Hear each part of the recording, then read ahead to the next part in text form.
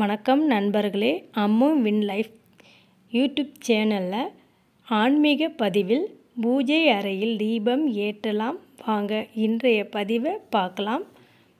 தீபம் என்றால் ஒளி அல்லது சுடர் என்று பொருள். தீபம் எவ்வாறு இருளிலிருந்து ஒளியை கொடுக்கின்றதோ அதுபோல அனைவரது வாழ்விலும் இருளை விலக்கி இறைவன் அருள் பெறுவதற்கு தீப வழிபாடு முக்கியமானது. அந்த வழிபாடை எப்படி செய்யலான்னு பார்க்கலாம். நாம் அனைவரும் வீட்டில் ஒவ்வொரு நாளும் நமது பூஜை அறையில் தீபங்களை ஏற்றி வழிபட்டு வருகின்றோம். ஆனால் தீபம் ஏற்றுவது இந்து தர்மம் என்ன கூறுகின்றது என்பதை பார்ப்போம். விளக்கு ஏற்ற உகந்த நேரம் என்னன்னு பார்க்கலாம். நமது வீட்டின் பூஜை அறையில் காலை 6 மணிக்குள் முன்னர் தீபம் ஏற்ற வேண்டும். அதாவது சூரிய உதயத்திற்கு முன்னர் நாம் தீபங்களை ஏற்ற வேண்டும். அதுபோல் மாலை 6 மணிக்கு முன்னதாக தீபம் ஏற்ற வேண்டும். அதாவது சூரியன் அஸ்தமனத்திற்கு முன்னர் தீபங்களை ஏற்ற வேண்டும்.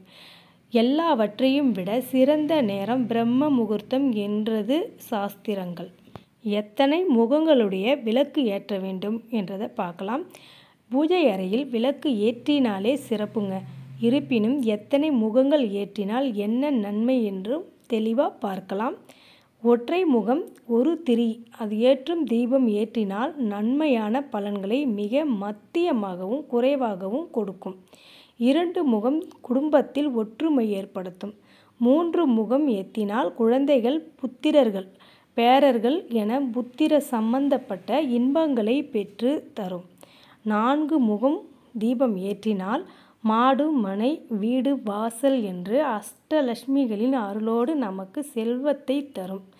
5 முகங்கள் வீட்டில் ஏற்றினால் வீட்டில் செல்வம் எப்போதும் செழித்து கொண்டே இருக்கும் என்று கூறப்படுகிறது. பொதுவாக எல்லா வீடுகளிலும் காமாட்சி விளக்கு ஏற்றுவது வழக்கம். இருப்பினும் 5 முகங்கள் கொண்ட குத்து விளக்கு ஏற்றுவது மிக சிறப்புங்க.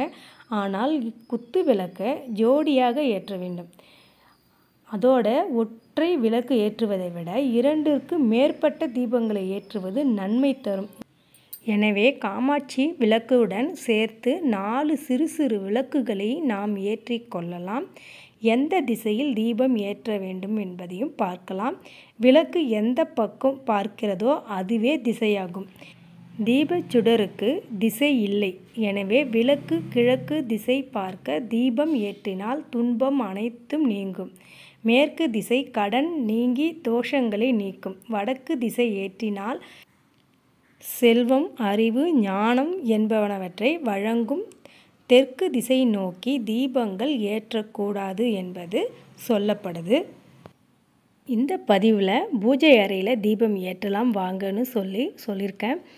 இப்போ விளக்கு ஏற்றது உகந்த நேரம் எதுன்னு இந்த பதிவில் தெளிவாக சொல்லியிருக்கேன். எத்தனை முகங்களுடைய விளக்கையும் ஏற்ற வேண்டுன்றதையும் இந்த பதிவில் தெளிவாக சொல்லியிருக்கோம்.